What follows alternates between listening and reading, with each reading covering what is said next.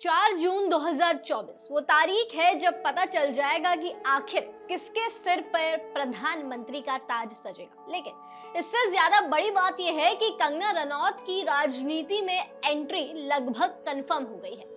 तो कहा तो यह भी जा रहा है कि कंगना जल्द ही हिमाचल की किसी सीट से चुनाव लड़ सकती है। तो क्या वाकई कंगना रनौत इस साल चुनावी मैदान में खड़ी हो रही है या इन बातों में कितनी सच्चाई है? चलिए आपको इस वीडियो में बताते हैं। बॉलीवुड एक्ट्रेस कंगना रनौत अपने बेबाक बयानों की वजह से हमेशा हेडलाइंस में बनी रहती है। एक्ट्रेस हर मुद्दे पर अपनी राय बेबाकी से रखती है और विवादों में घिर जाती है।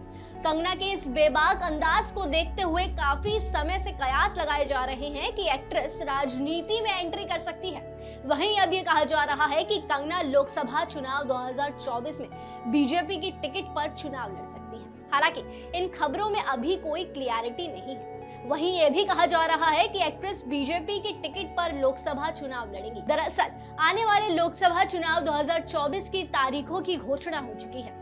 इसी के साथ चर्चा हो रही है कि कंगना को बीजेपी हिमाचल की मंडी सीट से मैदान में उतार सकती है। वहीं कंगना भी चुनाव लड़ने की इच्छा बहुत बार जता चुकी है। ऐसे में एक्ट्रेस को मंडी से टिकट मिलना बहुत ज्यादा आसान हो सकता है। यहाँ यह भी बता दें कि बीजेपी अब तक हिमाचल प्रदेश की 4 में से 2 सीटों पर तो उम्मीदवार उतार चुकी है, लेकिन 2 सीटें कांगड़ा और मंडी अभी बची हुई है। सूत्रों के मुताबिक बीजेपी मंडी सीट से उम्मीदवारों के लिए कई नाम देख रही है, जिसमें कंगना रनौत का नाम भी शामिल है। कंगना रनौत अपने राजनीति में शामिल होने पर कई बातें पहले भी कह चुकी हैं। इस बारे में बात करते हुए पहले एक्ट्रेस ने कहा था कि अगर मुझे चुनाव लड़ना हो तो इसके लिए यही सही टाइम है।